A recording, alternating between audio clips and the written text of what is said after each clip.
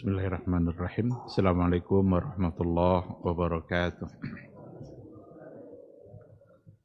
Innal hamdalillah nahmaduhu wa nasta'inuhu wa nastaghfiruh wa na'udzu billahi min shururi anfusina wa min sayyiati a'malina. May yahdihillahu fala mudilla lahu wa may yudlilhu falan tajida lahu waliyyan mursyida.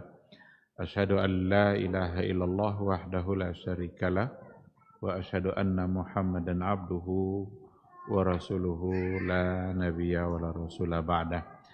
Ikhwati fillah, hadirin hadirat, kaum muslimin dan muslimat yang dimuliakan Allah.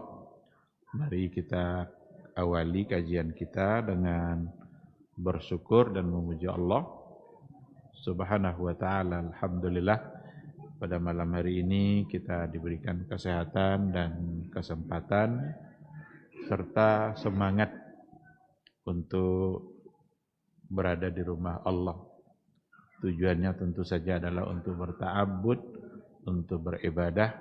Kita berharap mudah-mudahan ibadah maghrib yang sudah kita tunaikan hendaknya diterima oleh Allah Azza wa Jalla.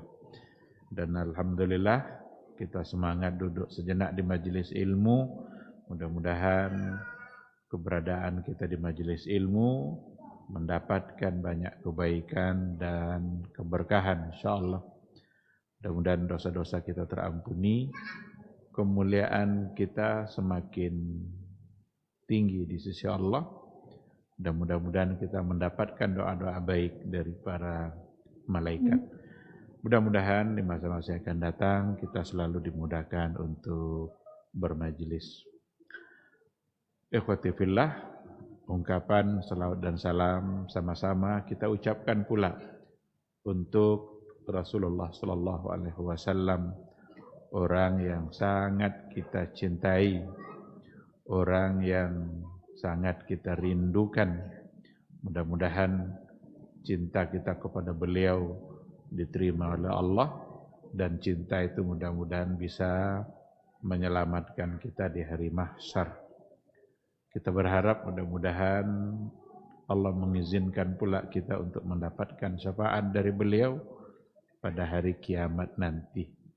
Karena itulah yang kita tunggu-tunggu pada hari yang memang kita mendapatkan kesulitan dalam menghadapinya, dan akan dimudahkan insyaallah dengan adanya syafaat dari Rasulullah sallallahu alaihi wasallam.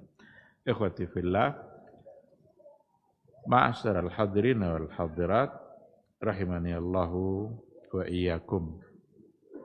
Kembali pada malam hari ini kita melanjutkan kajian membahas atau membaca berbagai masalah-masalah kontemporer yang terjadi dalam kehidupan kita. Kita sekarang masih berada pada qadaya mu'assirah fil ibadat, perkara-perkara baru dalam persoalan ibadah, yang dalam hal ini hubungannya dengan sholat berjamaah atau sholat Jumat. Masuk pada pembahasan ini, sebenarnya bahasan-bahasan yang cukup sederhana, tapi kita perlu untuk mengetahuinya. Yang pertama, sukutul Jum'ah bisa babi ad-dawamir rasmi. Apakah Jumat itu gugur hanya karena mengerjakan pekerjaan rutinitas?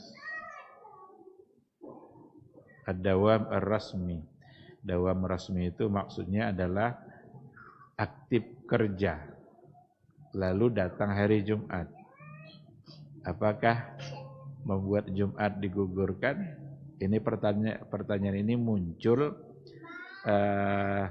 dari mahasiswa-mahasiswa yang ada di Turki, karena di Turki hari Jumat adalah menjadi bagian dari hari aktif kerja dan hari aktif belajar. Maka apakah mereka boleh untuk meninggalkan Jumat hanya dengan alasan aktif tadi itu atau tidak? Nah, ini saya kira jawabannya sudah bisa kita tebak, karena salat Jumat adalah merupakan sebuah kewajiban yang wajib dilaksanakan oleh umat Islam. Sehingga andaikan berbenturan waktu salat Jumat dengan waktu aktif kerja, maka tentu saja yang akan didahulukan adalah salat Jumat. Meskipun demi belajar, gara-gara belajar, tidak pantas untuk meninggalkan Jumat. Tapi ternyata masalahnya kalau dikembangkan, itu ada nanti beberapa persoalan yang berhubungan dengan itu, akan tetapi dia mendapatkan hukum yang berbeda. Aktif kerja itu umpamanya di kantor, atau aktif kerja itu kan nanti banyak contohnya. Dokter di rumah sakit aktif kerja enggak namanya? Aktif kerja. Lalu apakah dokter yang sedang aktif melaksanakan tugas-tugas kedokterannya, menangani pasiennya, dan kebetulan masuk waktu Jumat, andaikan dia tinggalkan pasien itu, kira-kira apakah dia harus mengedepankan untuk melaksanakan sholat Jumatnya atau tetap menangani pasien yang ada di hadapan dia? Nah, ini aktif seperti ini sudah berbeda ini dengan aktif-aktif kerja yang lain. Di kantor ada orang rapat, kalau pas Jumat dia berhentilah rapat itu. Harus berhenti. Karena yang dikedepankan sholat Jumat. Dan meninggalkan rapat ini kan tidak ada persoalan yang akan dihadapi. Tidak ada masalah yang akan mudaratnya yang muncul kalau seandainya itu ditinggalkan. Maka kalau itu bisa disepakati. Tapi kalau dokter yang sedang mengoperasi pasiennya umpamanya, atau yang sedang menangani pasien yang memang dia dalam keadaan darurat, yang kalau seandainya itu dia tinggalkan untuk kemudian dia pergi Jumat, nanti balik lagi setelah Jumat, jangan-jangan setelah pulang dari salat Jumat dia menemukan pasiennya sudah meninggal. Andaikan memang dalam kondisi seperti itu, maka berarti ada semacam keringanan, ada semacam hukum yang berbeda, karena memang Islam itu hadir untuk memberikan solusi. Islam itu hadir untuk memberikan jalan keluar bagi setiap persoalan yang kita hadapi. Maka dalam kondisi seperti itu, dapat saja dia mengedepankan, mendahulukan kerjanya, tapi dengan catatan betul-betul kalau seandainya dia tinggalkan akan mudarat yang besar, khususnya bagi pasiennya. Atau seorang security yang kalau dia tinggalkan ada kekhawatiran keamanan. Nah sekarang, bolehkah mereka untuk tidak berjumat? Hanya dan alasan tadi. Ini kan juga menjadi satu persoalan yang memang harus diselesaikan. Apakah Jumat, apakah berjamaah? Berjamaah mungkin agak lebih ringan daripada persoalan Jumatnya. Kalau Jumat itu kan sebuah kewajiban kita ganti dari zuhur. Namun dalam riwayat-riwayat yang ada kan kita dapat baca, ada orang-orang yang gugur baginya Jumat, umpamanya safar. Pokoknya yang ada punya urusan yang dia tidak bisa tinggalkan, dan kalau ditinggalkan ada mudarat yang terjadi. Mudarat ini yang harus didudukkan dulu, karena mudarat itu tidak pula sembarangan bicara maslahat dan madarrah. Itu bukan akal kita standarnya, memang harus ada ukuran syar'inya. Nah, oleh karena itu masuklah beberapa contoh yang tadi itu. Itu kayak security Masjidil Haram umpamanya, Masjidil Nabawi. Orang sedang sholat, yang security ini asik aja dia mengawasi orang kan. Nanti selesai orang sholat dia baru. Saya kira dia melakukan itu bukan tidak ada penjelasan dari para ulama.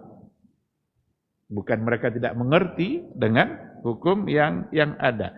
Karena memang dia punya fungsi yang kalau dia tinggalkan, coba andaikan iqamah dikumandangkan dan tidak ada satupun security yang ada di pintu itu dan semua mereka ikut salat berjamaah, tentu akan dikhawatirkan soal keamanan. Nah, maka tinggal lagi tingkat kemudaratan yang akan ditimbulkan kalau seandainya dia meninggalkannya. Tapi kalau zuhur tidak ada cerita. Kalau zuhur kan memang itu sebagai sebuah kewajiban yang sampai kapanpun asal kita sadar, maka kita wajib untuk mengerjakan. Kalau Jumat sakit saja, boleh tidak Jumat. Safar, boleh tidak Jumat. Banjir, boleh tidak Jumat. Akses menuju masjid, banjir. Kita tidak bisa datang ke masjid itu. Atau masjidnya yang kebanjiran. Tapi apakah zuhur boleh ditinggalkan? Tidak. Maka beda status hukumnya. Tingkat kewajibannya berbeda. Antara zuhur dengan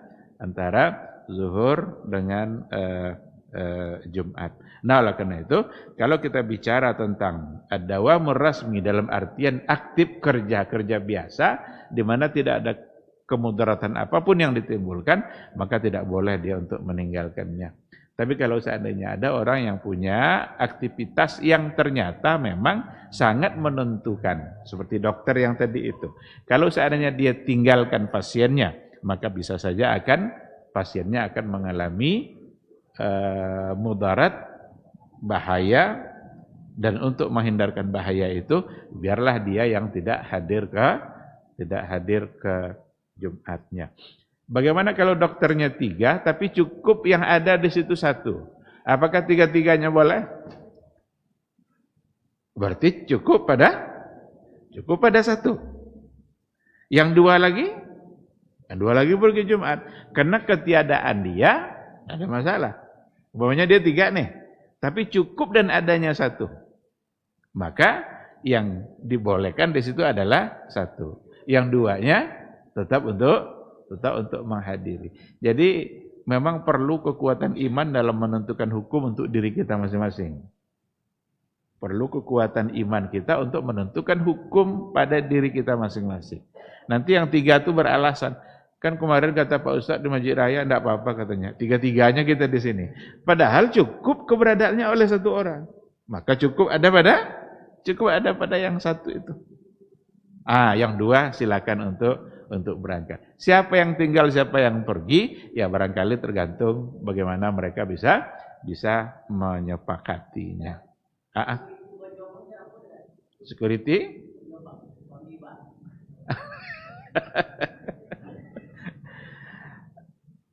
Joleh lah Bang Riba, jangan situ ya Joleh. Nama Bang Riba. Jadi ada hadis Nabi, semua yang terlibat dalam transaksi riba maka dia dapat. Akiluha wa syahiduha wa katibuha. Yang pokoknya kulluhum hum sawa. Semua mereka sama. Cuma penjelasannya oleh para ulama ada beda tingkatannya nanti antara yang langsung berhubungan dengan transaksi, yang tidak langsung berhubungan. Nah, dia ada kerja tapi tidak langsung berhubungan dengan akadnya. Kalau yang security kan tidak ada hubungan sama akad, mungkin agak lebih rendah lah.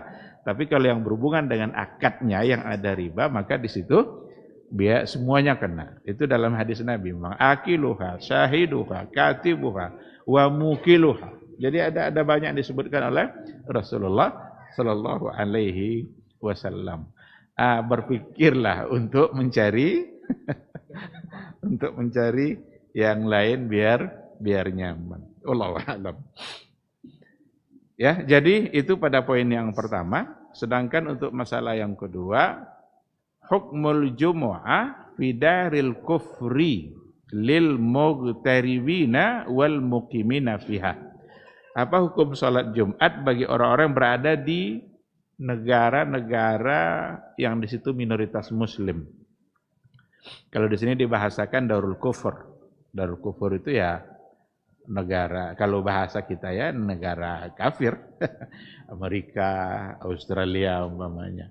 Minoritas, anggaplah satu minoritas Muslim yang barangkali untuk mendapatkan masjid agak sulit. Lil mughtaribina, orang-orang yang asing di situ. Kita datang sana kita menjadi orang yang asing. Wal muqimina fiha, atau mereka-mereka yang menetap padanya. Dalam hal ini dibedakan dua kemungkinan. Apakah keberadaan kita di sana sebagai musafir, umpama musim liburan orang pergi jalan-jalan ke Australia umpamanya. Kalau memang dia dalam keadaan safar, berarti tadi kan safar menggugurkan Jumat. Jangankan di negara seperti itu, di kita pun, di negara kita pun, kalau kita safar dari Pekanbaru umpamanya, kita menuju Jakarta, itu kan safar.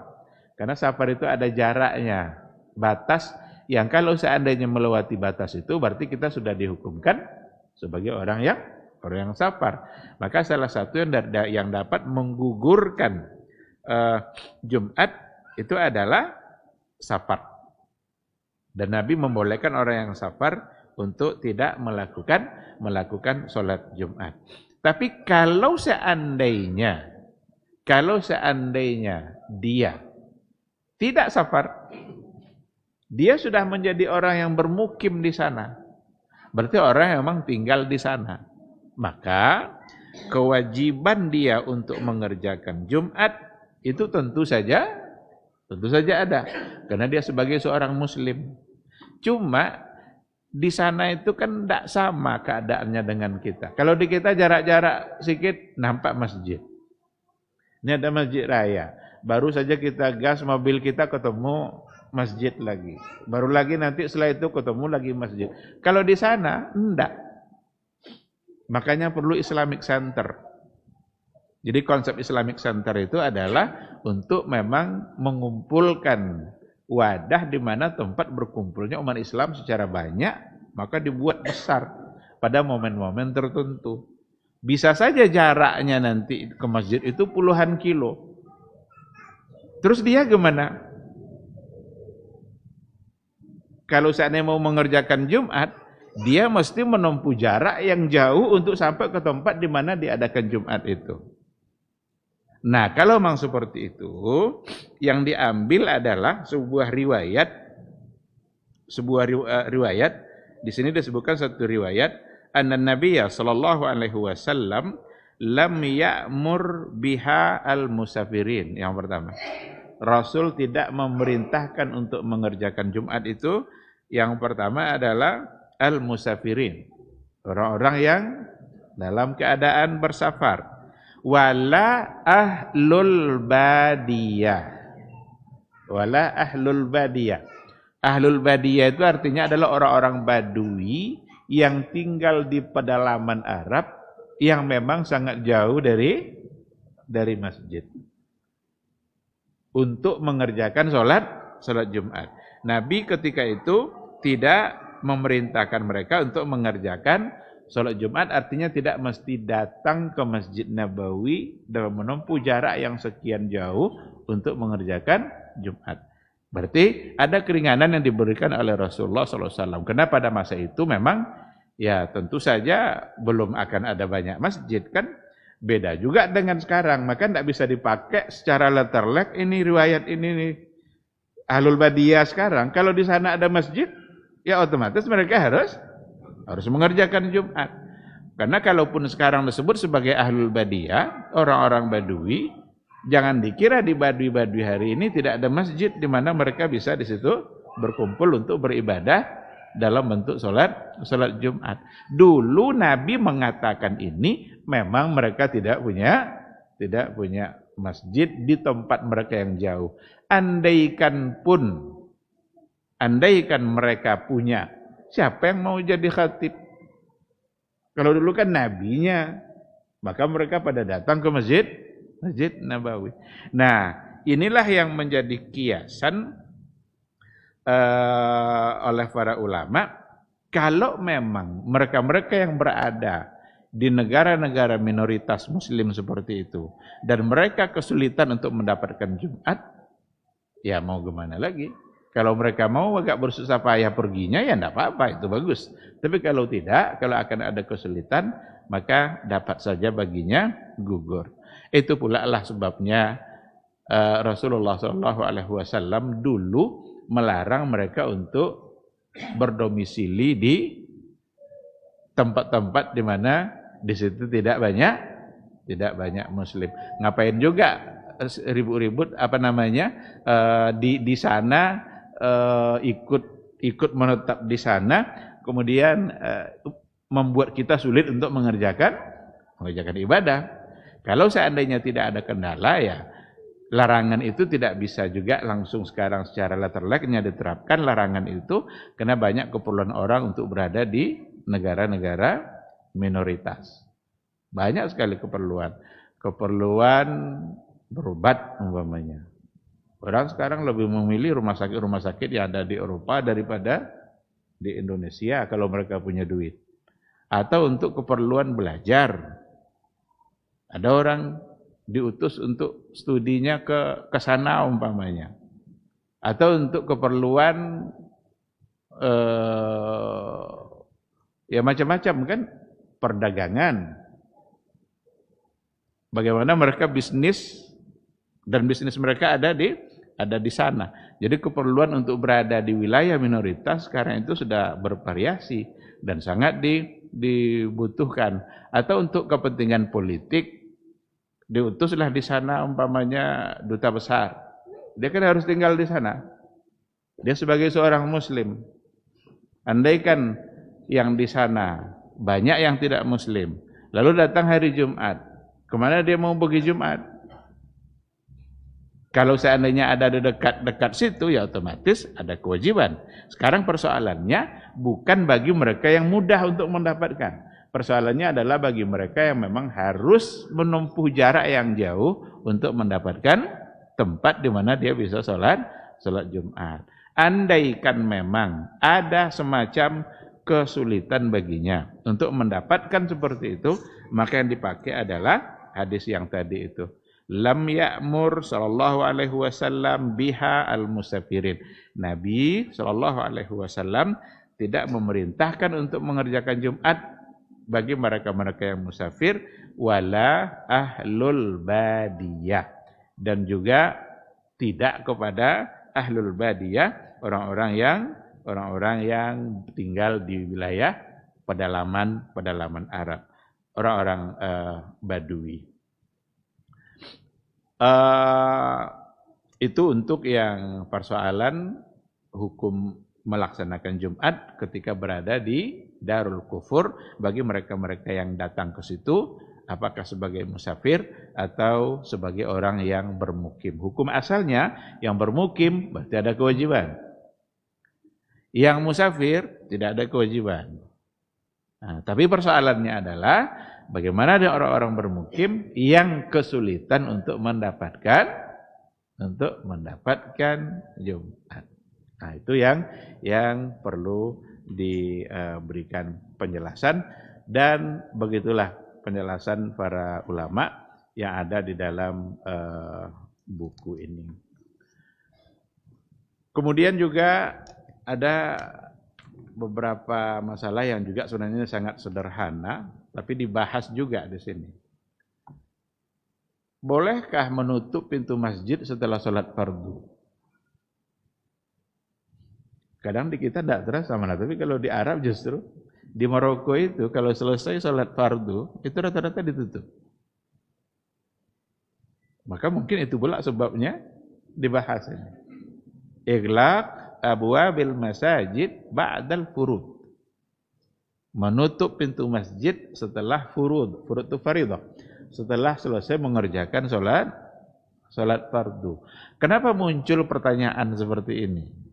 Kenapa muncul masalah seperti ini? Dia kan masjid itu fungsinya adalah untuk orang-orang yang ingin mengerjakan sholat. Mungkin ada orang yang musafir, ada orang yang ingin beristirahat, dan beristirahatnya dia memilih untuk berada di masjid. Andaikan masjid itu dikunci, ditutup setelah mengerjakan sholat fardu, lalu ada orang yang belum sholat dan ingin sholat. Sementara tempat sholat itu sesungguhnya adalah masjid dan dia tidak punya rumah di situ. Maka permasalahan ini menjadi muncul. Kalau secara hukum sebenarnya, ya kalau kita tengok soal tutup menutup itu ya boleh-boleh aja, selesai orang sudah nampak ada lagi akan ditutup. Tapi ditengok fungsi yang lain, ya seperti tadi. Seandainya nanti ada orang yang ingin mampir mengerjakan sholat. Apalagi kalau tempat wudhunya nanti juga di dalam, terkunci. Andaikan tempat wudhunya di luar, mungkin dia bisa memanfaatkan bagian-bagian teras yang ada di masjid. Yang jelas dia bisa qadha hajat, dia bisa berwudhu. Tapi kalau seandainya memang ada di dalam, andaikan dikunci umpamanya pintu, dia tidak bisa untuk berwudhu, tidak bisa untuk qadha hajat, tidak bisa dia mendapatkan hajatnya pada saat dia mampir. Berarti kita menghalangi manfaatnya bagi orang lain. Maka dengan tidak dikunci, jika memang akan ada fungsi yang tadi itu, maka itu akan menjadi lebih baik. Namun zaman sekarang ini kan sudah banyak yang tidak amanah. Kalau masjid tidak dikunci, tahu-tahu ini. Jadi perubahan zaman ini nampaknya memang banyak berpengaruh kepada hukum. Perubahan zaman, perubahan tabiat manusia juga. Dulu di awal-awal Islam itu dibolehkan untuk menjadi saksi dalam persidangan orang-orang yang ada hubungan keluarga dengan yang bersidang, dengan yang berperkara. Boleh dia jadi saksi. Tetapi pada masa, kalau nggak salah mulai dari masa Abu Hanifah, dia sudah mengatakan tidak boleh. Kalau seandainya yang bersaksi tadi ada hubungan keluarga dengan dia, umpamanya yang bermasalah pamannya, yang jadi saksi keponakannya, itu sudah tidak boleh. Kenapa tidak boleh? Karena amanah sudah berkurang. Ya, yang namanya ponakan tentu dibelanya pamannya. Tapi kalau di awal-awal mereka masih amanah-amanah. Orangnya dapat terpercaya. Yang namanya persaksian atas nama Allah, dia akan jaga. Meskipun dia bersaksi untuk orang tuanya sendiri.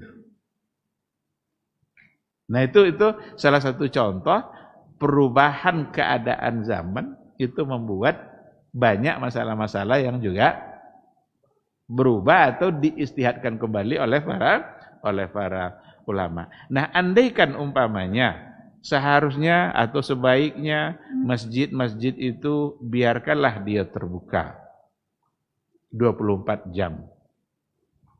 Coba bayangkan terbuka 24 jam. Sehingga andaikan ada musafir, ada orang yang mampir, yang memang dia ingin duduk-duduk beristirahat, dia bisa mendapatkannya di masjid karena dia tidak punya rumah di situ. Kalau punya rumah ya mungkin dia tidak membutuhkannya. Sedangkan ada azan aja kadang tidak datang ke masjid kan, apalagi sengaja datang untuk hal-hal yang seperti itu. Tentu tidak. Nah, sekarang persoalannya bukan mereka, tapi orang-orang yang tidak punya tempat untuk mendapatkan hajatnya kecuali hanya di masjid. Maka baik kalau seandainya tidak ditutup. Namun seandainya dibuka itu akan menimbulkan mudarat, akan menimbulkan sesuatu yang seperti tiba-tiba hilang nanti mikrofon, hilang kotak impaknya, hilang ini, hilang itu. Karena orang merasa anggap milik sendiri katanya kan. Jadi karena dia anggap milik sendiri dibawanya. Nah kalau seandainya akan terjadi itu, saya yakin semua pengurus akan punya satu kebijakan untuk mengunci. Barangkali yang akan dilakukan mungkin hanya diundurlah mungkin kuncinya itu. Kalau umpamanya ba'da isya, tidak langsung ditutup ba'da isya'nya, mungkin dulu tunggu agak setengah jam atau 1 jam.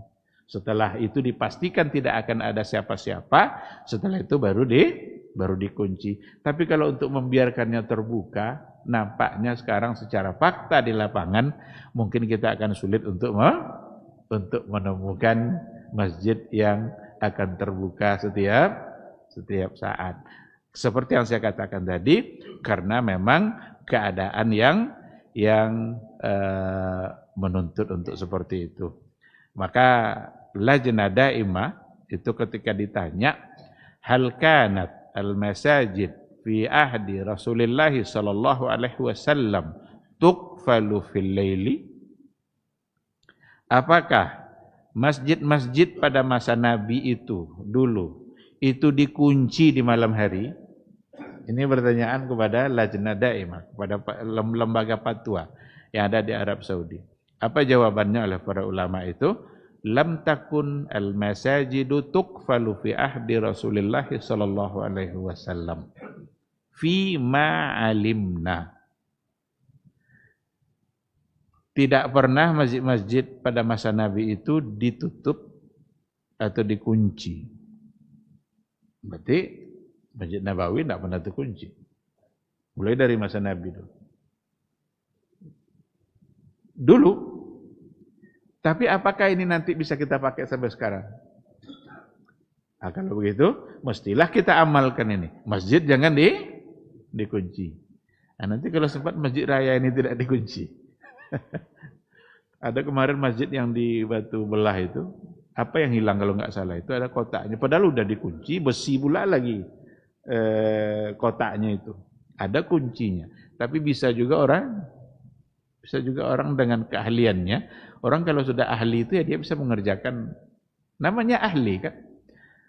Ahli kunci bisa dia kerjakan. Ahli maling berarti bisa pula dia lakukan dalam waktu yang singkat. Nah, maka ketika ditanya, tidak, Masjid Nabi dulu itu memang lam tuqfal, tidak pernah ditutup. Wa kanat ghaira mafrusah afwan. Dan adalah Masjid Nabi itu dulu pada masa dulu ghairu mafrusah. Itu tidak ada yang sejadah-sejadah seperti ini. Maka ada dalam hadis kan di riwayat dikatakan ada anjing yang masuk kan, masuk pintu sini, keluar dia dari pintu sana. Wa kanan nas, nah ini dia, wa kanan nas ittaqalillah, dan manusia-manusia ketika itu adalah orang-orang bertakwa kepada Allah. Inilah yang saya maksud tadi. Orang-orang dulu itu mereka sangat bertakwa kepada Allah dan mereka takut kepada Allah, ayyufsidu fiha aw yakdziruha. Mereka benar-benar takut kepada Allah untuk merusaknya atau untuk mengotorinya. Berarti ada iman, ada ketakwaan yang meskipun dibuka maka tidak akan menimbulkan masalah apapun. Maka dulu Nabi mengatakan kalau seandainya kalian pulang dari safar, seandainya keluarga tidak tahu pulang, dulu menetaplah dulu di masjid itu. Mampirlah dulu di masjid itu. Jadi tempat perhentian pertamanya setelah safar itu adalah masjid. Coba kalau ditutup, gimana mau masuk? Jadi tujuannya itu dulu adalah supaya dapat berita keluarganya bahwa yang safar kemarin sudah pulang, tapi sekarang di masjid. Jadi dia bisa bersiap-siap, bisa beres-beres dan lain sebagainya. Maka banyak fungsinya. Tapi perubahan zaman yang sekarang zaman kita ini tidak ada lagi yang tidak diketahui. Baru akan pulang aja sudah, atau belum berangkat sudah tahu kapan? Bilo pulang cana kau bang ini, lo mangkek lah. Kalau dulu kan enggak kan, Memang tidak ada komunikasi seperti yang ada pada hari ini. Jadi ada banyak perubahan.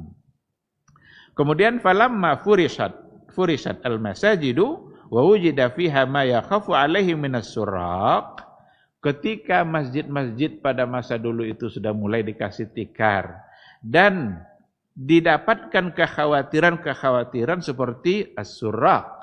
Suraq itu jamak dari sariq. Sariq itu pencuri. Ada kekhawatiran adanya pencuri. Wa kasura jahlun nas, dan banyak pula manusia yang jahil. Wa hasala min ba'dihim al-fasada fil masajid.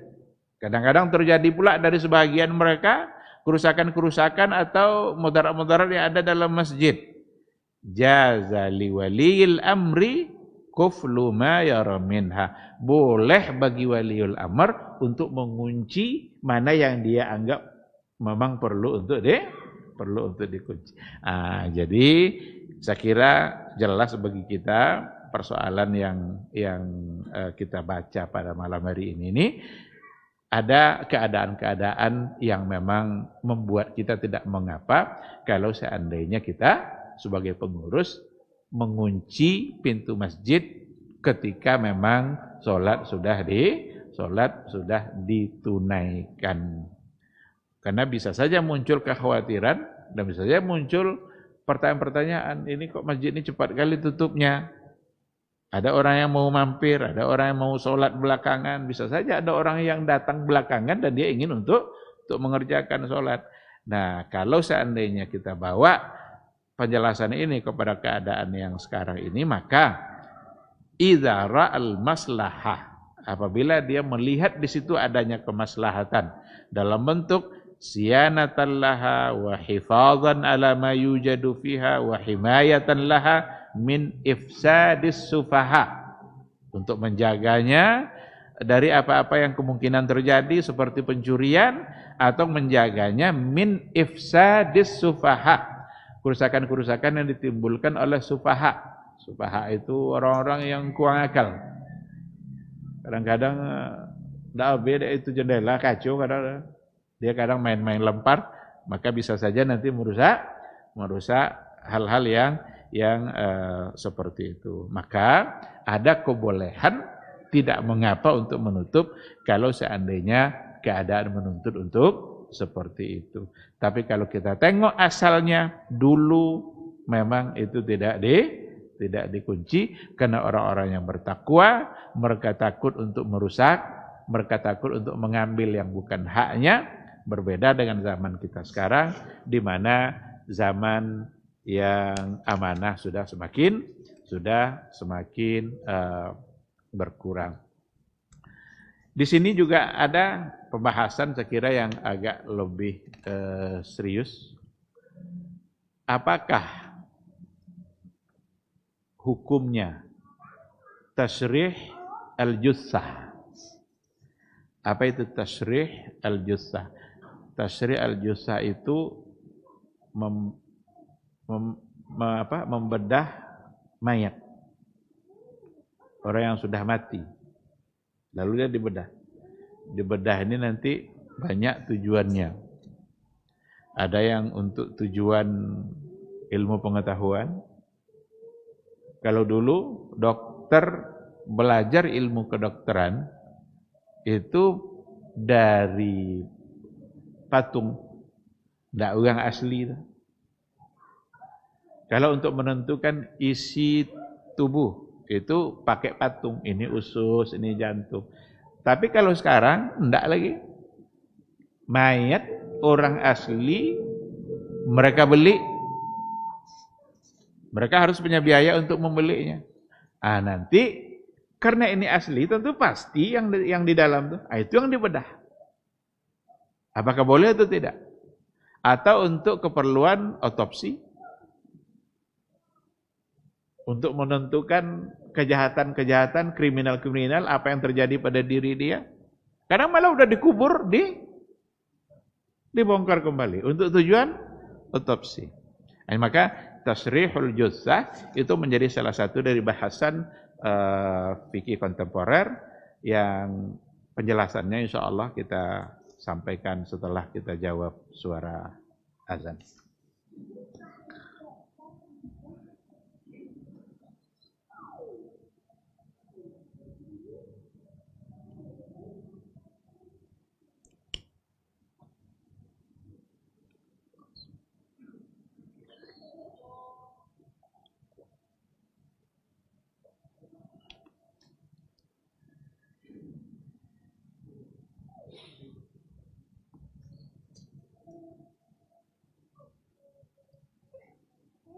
Allahu Akbar, Allahu Akbar.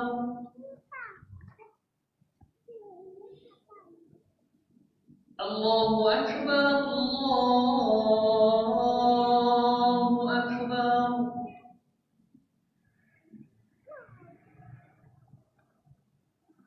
Asyhadu an la ilaha illallah.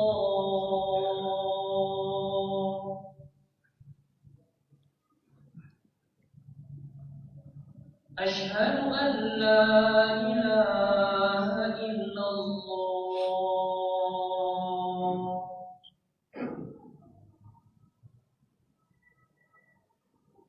Asyhadu anna Muhammadar Rasulullah.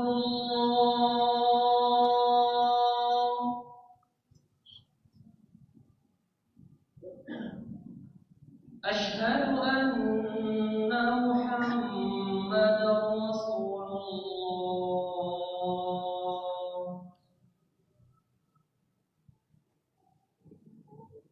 Hayya 'alas shalah.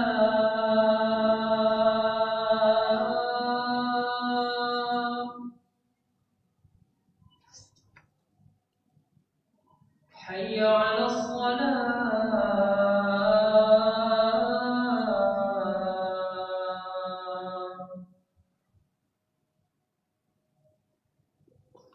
Hayya 'alal falah.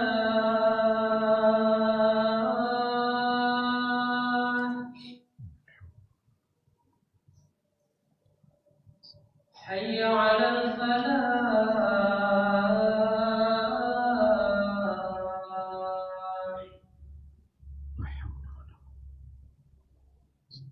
Allahu Akbar, Allahu Akbar. La ilaha illallah.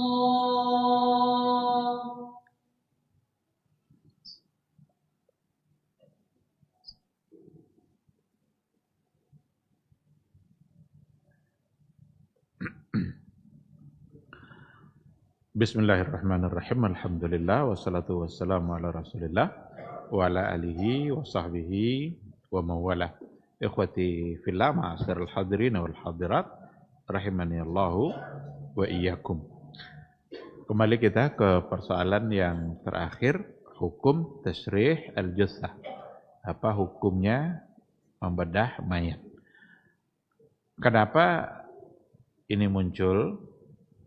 Karena Rasulullah Shallallahu Alaihi Wasallam mengatakan kita mesti menghormati manusia itu hayyan wa maitan, baik dalam keadaan hidup maupun dalam keadaan mati. Kasru 'idhamil mayyit, mematahkan tulang mayat, itu kasriha hayyan. Itu sama hukumnya dengan mematahkannya saat dia sedang hidup. Itu datang dari Rasulullah Sallallahu Alaihi Wasallam. Oleh karena itu, hukum asalnya menyakiti meskipun dia sudah mati, itu tetap tidak dibolehkan. Bukan berarti nanti karena dia sudah mati, dia tidak akan merasakan apapun. Lalu kita boleh untuk melakukan tindakan apa saja. Tidak. Begitulah Islam memberikan penghormatan kepada yang namanya manusia. Jangankan saat dia hidup, sudah mati pun harus tetap dihormati. Harus tetap dimuliakan. Maka dulu Rasulullah SAW sangat sedih ketika pamannya Hamzah yang wafat di perang Uhud, lalu dia menemukan Hindun yang membelah dadanya, lalu mengeluarkan jantungnya. Ini membuat Nabi sangat sedih sekali. Jangankan saat dia hidup, mati saja mesti dihargai. Ini yang dilakukan justru adalah dibelahnya dadanya, dikeluarkan jantungnya. Ada letakkan di pedangnya, diangkat gini. Tentu membuat Nabi sangat sedih. Nah, riwayat yang menunjukkan penghormatan hayyan wa maitan tadi, baik hidup maupun mati, itulah asas untuk mempertanyakan persoalan ini. Lalu bagaimana dengan membelahnya atau melakukan tindakan-tindakan yang sepertinya ada menyakitkan ketika dia sudah mati, tapi untuk keperluan tertentu. Ini dia. Keperluannya itu ya seperti yang tadi sudah kita sampaikan. Kalau di sini tasrih li gharadi tahaqquk an da'wah jinaiyah. Ditasrih, dibedah otopsi untuk tujuan memastikan tuduhan-tuduhan pidana. Berarti otopsi maksudnya adalah. Atau at-tasrih li gharadi tahaqquk an amrad wabaiyah. Untuk memastikan, dibedah dia untuk memastikan virus-virus yang ada di dalamnya. Untuk kemudian itu dijadikan sampel dan lain sebagainya. Sedangkan yang ketiga, at-tasrih lil gharadil ilmi. Pembedahan kepada mayat dengan tujuan-tujuan ilmu pengetahuan. Ta'alluman wa ta'liman. Baik belajar maupun mengajar. Seperti yang tadi kita sampaikan di bidang kedokteran umpamanya. Diperlukan ada mayat yang memang orang asli untuk kepentingan ilmu pengetahuan di bidang kedokteran. Usus umpamanya, seperti apa usus itu? Jantung umpamanya, seperti apa jantung itu? Ada keterkaitannya nanti dengan perkembangan ilmu pengetahuan yang dalam hal ini adalah ilmu kedokteran. Maka para ulama seperti majelis fatwa yang ada di Timur Tengah, atau juga ada Hay'a Kibarul Ulama. Hay'a Kibarul Ulama itu ya ulama-ulama besar yang bagian fatwa, atau juga ada Majma' Fikih Al-Islami, Akademi Fikih Islam yang yang ada di sana. Mereka memandang dari sisi kemaslahatan yang didapatkan. Karena ada kaidah memang bahwa sesungguhnya darul mafasid muqaddam ala jalbi al-masalih, atau ada masalah-maslahat yang memang harus didapatkan. Kalau di muwazanah umpamanya, muwazanah itu dipertimbangkan antara kemaslahatan dan kemudaratan. Yang manakah yang lebih besar? Tentu itu yang diambil. Kalau kemudaratannya jelas menyakiti mayat, itu adalah satu kemudaratan dan Nabi melarangnya. Tapi maslahat, adakah maslahatnya? Andaikan memang di situ ditemukan kemaslahatannya, maka dikatakan wa innal majlisa yara anna fi ijazatihi ma tahqiqan li masalih katsira fi majal al-amn wal adl wa wiqayatil mujtama' min al-amrad. Banyak kemaslahatan yang akan didapat nanti. Maka majelis fatwa mereka mengatakan boleh untuk melakukannya. Tahqiqan, untuk mewujudkan masalih katsira, untuk mewujudkan kemaslahatan yang banyak. Apa contohnya? Majalatil amni wal adl, soal keamanan dan keadilan, otopsi umpamanya. Dengan dilakukan otopsi nanti akan bisa terungkap siapa pelakunya, dan dengan ditemukan pelakunya bisa memberikan keadilan bagi mereka yang bagi keluarga yang ditinggal. Atau wiqayatul mujtama' minal amradil wabaiyah, atau untuk menjaga wiqayatul mujtama, untuk menjaga masyarakat dari penyakit-penyakit atau wabah yang menyebar. Jadi dengan adanya tasrih, dengan adanya pembedahan terhadap mayat, ditemukan di situ penyakit-penyakitnya, untuk kemudian ditemukan obatnya, dan dengan demikian bisa menjaga masyarakat dari penyakit yang sama. Nah, jadi kalau ditengok dari sisi itu, maka dapat dikatakan bahwa kemaslahatannya apakah lebih besar daripada kemudaratannya? Maslahatnya bisa saja menjadi lebih besar. Kalau memang maslahatnya dapat dipastikan akan lebih besar bagi masyarakat, dari sisi inilah para ulama akan membolehkan untuk melakukannya. Tetapi tidak pula diberikan kebebasan untuk melakukan seperti itu.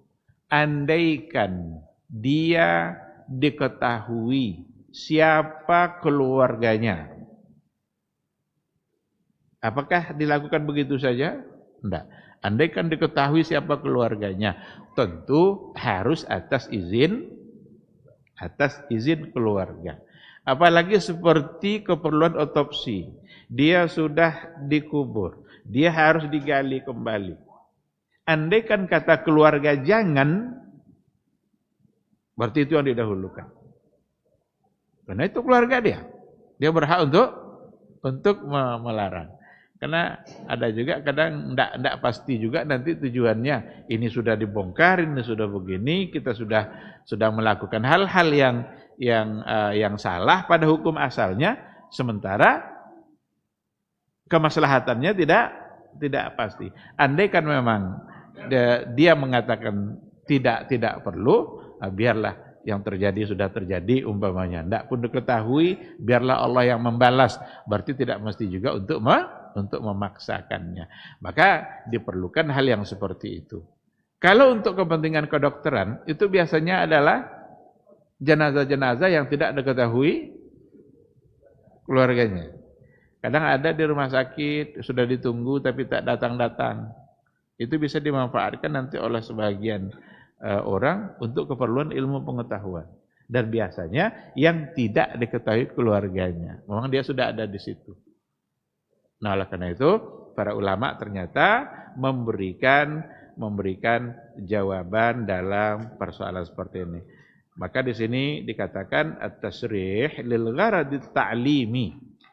Membedah dengan tujuan ilmu pengetahuan, fanazran ila anna syari'atal islamiyah qad ja'at bi tahsilil masalah.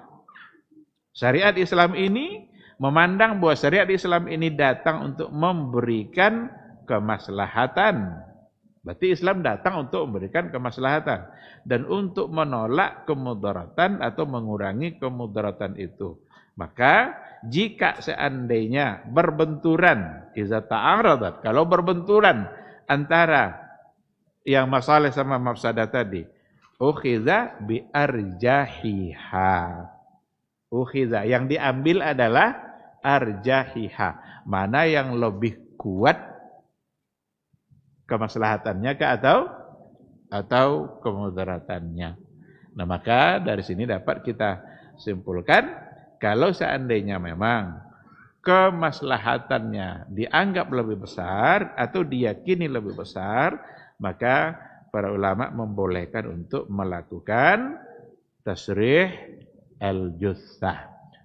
Membolehkan untuk melakukan pembedahan terhadap mayat dengan tujuan-tujuan yang memang di situ ada kemaslahatan. Tapi kalau seandainya di situ tidak terdapat kemaslahatan, maka sama sekali tidak boleh menyakitinya, walaupun dia sudah wafat, sudah meninggal. Tetap dihormati, tetap dia dihargai, sama seperti menghargai dia dalam keadaan hidup. Dan itu sebenarnya bentuk dari bagaimana Islam itu sangat menghormati yang namanya manusia. Dan ini juga lah sesama manusia, kenapa tidak boleh saling menzalimi? Tidak boleh saling menzalimi kan? Tujuannya memang ada tujuannya untuk itu, supaya kehormatan mereka tetap terjaga dan terpelihara. Zaman sekarang banyak sekali hal-hal yang kita temukan. Bagaimana kadang ayah menyakiti anaknya, atau anak menyakiti orang tuanya, tetangga dengan ini dan lain sebagainya. Itu semua pasti akan bertentangan dengan agama. Baik, terima kasih. Ada pertanyaan?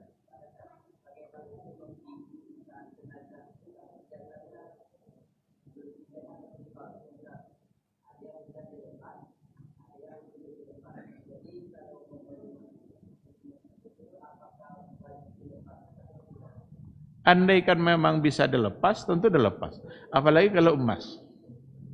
Ada gigi palsu. Itu percuma, ada kuburnya itu. Bagus diambil. Tapi terkadang memang ada kesulitan untuk mengambilnya. Kalau akan mengalami kesulitan, berarti jangan diambil.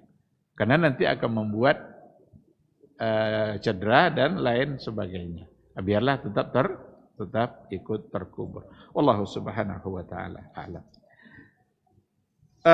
Ikhwati fillah, ma'asyiral hadirin wal hadirat rahimani Allahu wa iyyakum. Sampai di sini kajian kita pada malam hari ini. Mudah-mudahan bermanfaat insyaallah. Semoga majelis ini bisa mendatangkan kebaikan, keberkahan, mendapatkan ilmu, dan semoga Allah memudahkan kita untuk istiqamah berada di atas ilmu yang kita dapatkan. Terima kasih. Subhanakallahumma bihamdika asyhadu an la ilaha illa anta astaghfiruka wa atubu ilaik. Wassalamualaikum warahmatullahi wabarakatuh. Baba TV Sunnah, belajar agama baru alim.